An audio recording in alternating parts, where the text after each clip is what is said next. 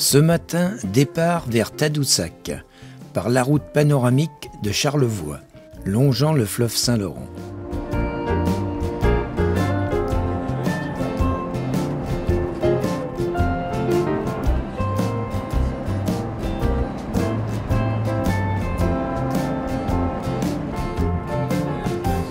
Nous allons apercevoir sur notre gauche la magnifique basilique Sainte-Anne de Beaupré.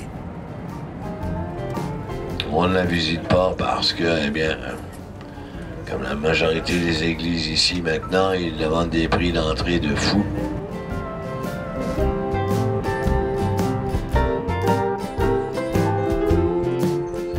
Un centre d'information touristique a été aménagé à l'entrée de la ville, doublé d'un belvédère qui surplombe la baie.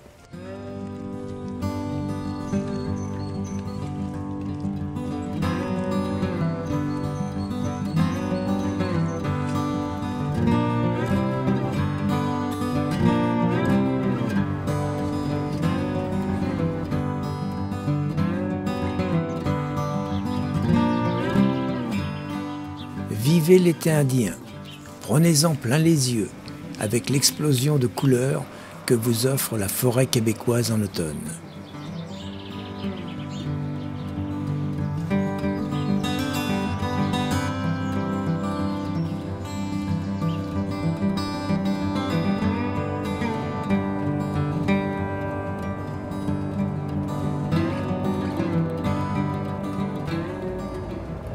Pour rejoindre la localité de Tadoussac, un service de traversier nous attend 24 heures sur 24, toute l'année.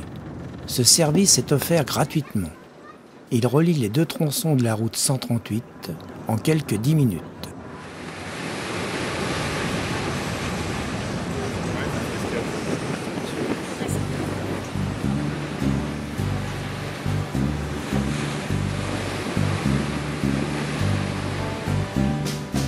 Sitting in the morning sun, I'll be sitting when the evening comes, watching.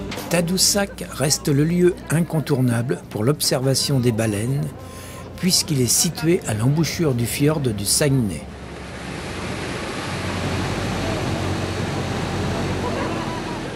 Généralement, on peut observer les baleines de mai à mi-octobre. Mais ce n'est pas une science exacte. Leur présence dépend notamment de l'abondance ou pas en nourriture.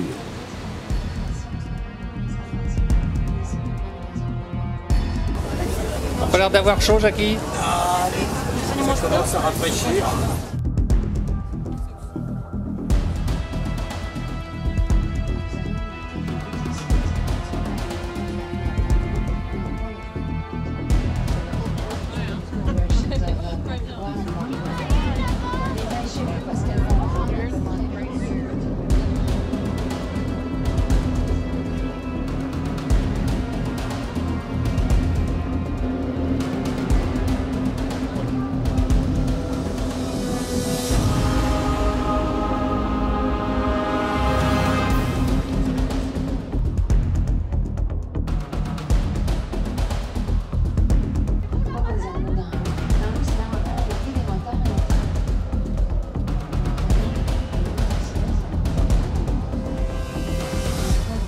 Ça donne des plongées d'à peu près 15 minutes.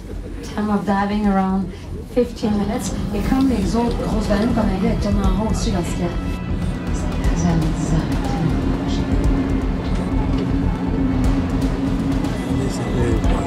La queue à la verticale. Ça, c'est Tsudoku. Elle est plus grosse, elle a un beau dessin sous la queue. Il faudra que la face sur le cou.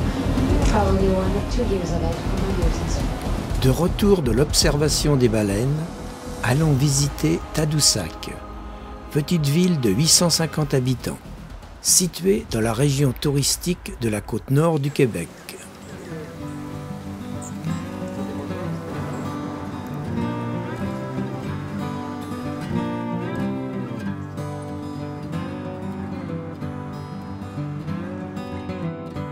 La chapelle de Tadoussac est la plus ancienne église en bois d'Amérique du Nord. Elle a été construite en 1747.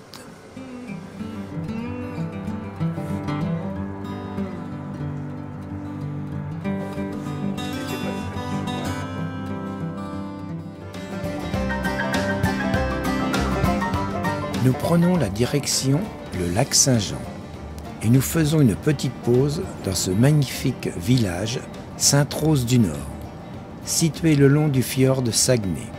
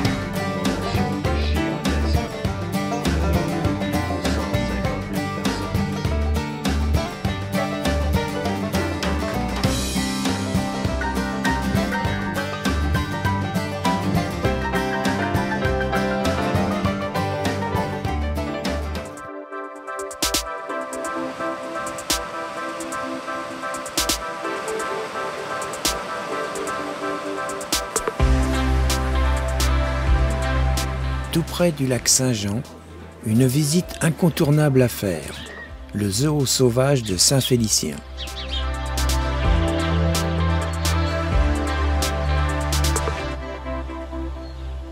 Avec plus de 75 espèces différentes, ce zoo est l'un des plus diversifiés d'Amérique du Nord. Sa particularité est que l'on se promène en petit train grillagé à travers les animaux en pleine nature.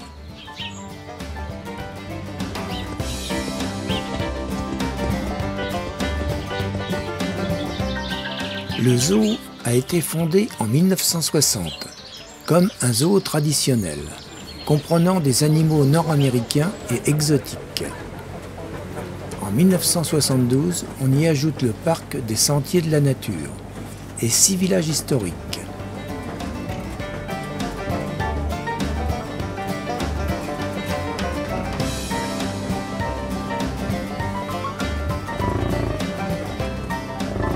Le bison d'Amérique du Nord est l'une des 2 espèces de bison encore vivantes, l'autre étant le bison d'Europe. Il était un animal essentiel pour de nombreuses cultures amérindiennes.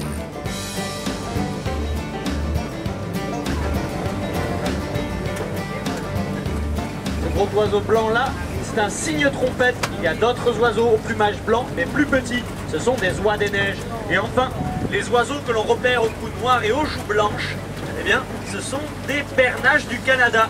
Et les bernaches du Canada, elles ont pour particularité de rester toute leur vie avec le même partenaire. Ah, ça c'est bien.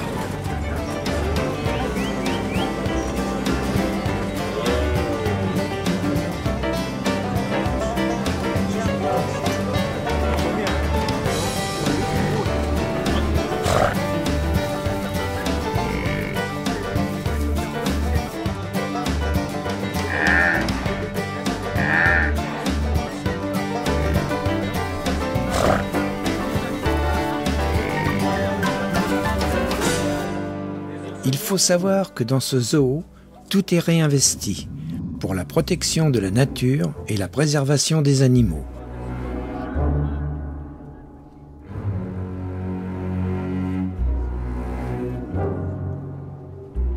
Le cerf de Virginie est le plus commun et le plus répandu de tous les gros animaux d'Amérique du Nord.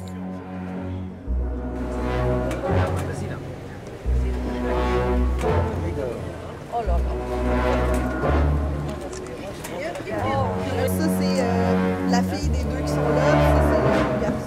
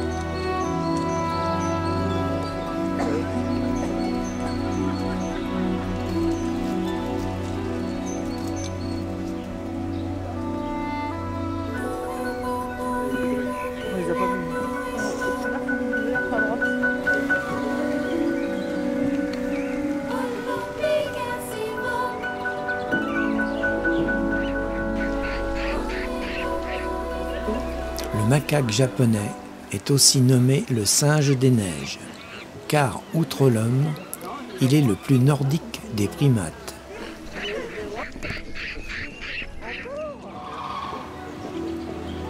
vois, il tourne autour là. Bien malgré lui, l'ours blanc est devenu l'emblème des changements climatiques. La perte de la banquise, son terrain de chasse favori, l'empêche d'avoir accès aussi longtemps qu'avant à sa proie favorite, le phoque annelé.